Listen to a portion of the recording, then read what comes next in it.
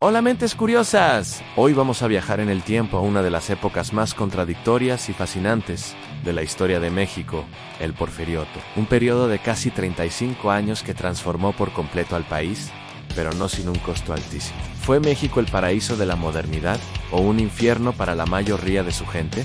Quédense conmigo para descubrirlo. Imaginen un México que salía de décadas de guerras, inestabilidad y bancarrota. En 1876, un general llamado Porfirio Díaz toma el poder con una promesa en orden y progreso, y vaya que lo cumplió, al menos en parte. Su gobierno adoptó un modelo económico que hoy llamaríamos liberal clásico, o más específicamente, primario exportador.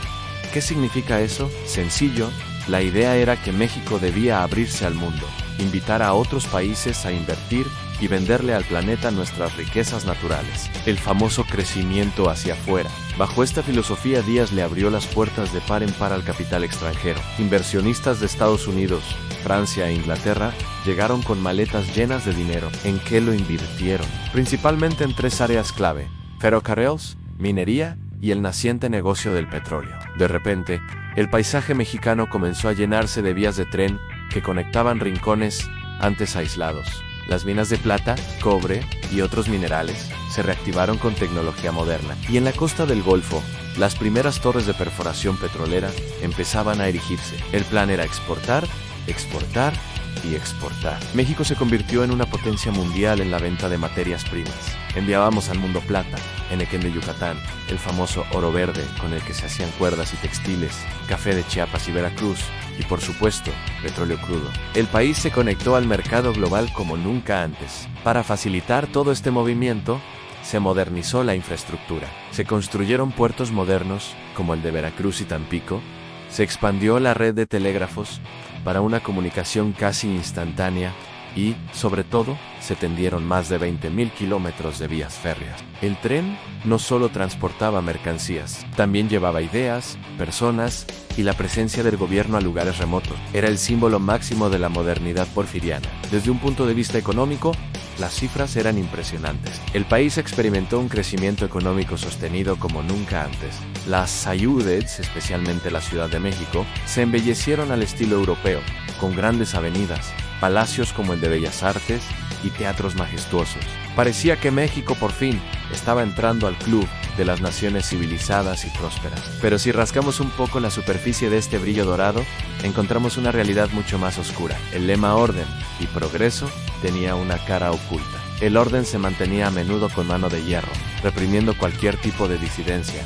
Y el progreso, bueno, no era para todos. El Estado, liderado por Díaz y su grupo de asesores conocidos como los científicos, favorecía descaradamente a los grandes empresarios, tanto extranjeros como nacionales, y a los terratenientes dueños de enormes haciendas. Y los trabajadores, los campesinos, ellos fueron los grandes olvidados, o peor aún, los explotados. Las leyes estaban diseñadas para proteger al capital, no al trabajo. Esto nos lleva a las profundas consecuencias sociales de este modelo. El crecimiento económico no se tradujo en bienestar para la mayoría. Al contrario, la desigualdad se disparó a niveles extremos. Teníamos una pequeña élite, urbana y cosmopolita, que vivía con lujos europeos, mientras que la inmensa mayoría de la población, sobre todo en el campo, se hundía en la pobreza. La tierra, que para muchas comunidades indígenas era un bien comunal, se concentró en muy pocas manos, las de los hacendados.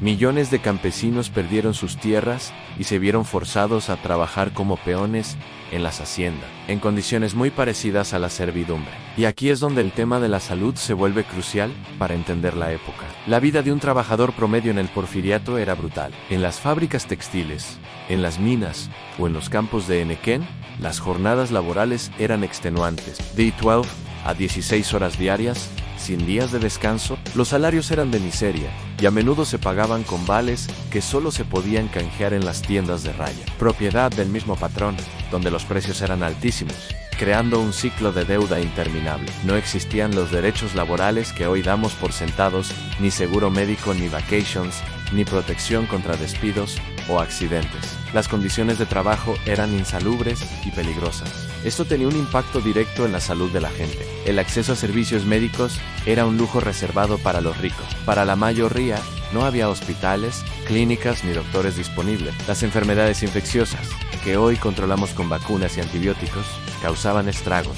La tifoidea, transmitida por agua y alimentos contaminados, la tuberculosis, que se propagaba en los hacinados barrios obreros, y otras enfermedades bacterianas eran increíblemente comunes y mortales. Las cifras son escalofriantes. La mortalidad infantil era altísima. Muchos niños no llegaban a cumplir los 5 años. La esperanza de vida promedio para la población general apenas rondaba los 30 años, mientras que en los países desarrollados de la época ya superaba los 50. Vivir en el México del progreso porfiriano significaba, para la mayoría, una vida corta, dura y con un alto riesgo de morir por enfermedades prevenibles. Esta combinación de desigualdad económica extrema, despojo de tierra, represión política y condiciones de vida y salud deplorables, fue una bomba de tiempo. La paciencia de la gente se agotó. El progreso de unos pocos se construyó sobre el sufrimiento de muchos, y todo ese descontento acumulado finalmente estalló. En 1910, la fachada de orden y estabilidad se vino abajo con el inicio de la Revolución Mexicana, un conflicto que buscaría precisamente justicia social, reparto de tierras y derechos para los trabajadores, todo aquello que el modelo porfiriano les había negado. En resumen, el porfiriato fue una era de luces y sombras. Nos dejó un legado de modernización material, como los ferrocarriles y la infraestructura que sentaron las bases del México del siglo XX, pero también nos dejó una herida profunda de desigualdad social y explotación que tardaría décadas en sanar y cuyas cicatrices de alguna manera siguen presentes. Es un recordatorio de que el crecimiento económico por sí solo no significa desarrollo si no va acompañado de justicia y bienestar para todos. ¿Qué les pareció este viaje al pasado? Es increíble cómo las decisiones económicas de hace más de un siglo siguen resonando hoy. Si les gustó este análisis y quieren seguir explorando los momentos clave de nuestra historia, no olviden darle like al video, suscribirse al canal y activar la campanita para no perderse nada. Nos vemos en el próximo episodio. Gracias por acompañarme.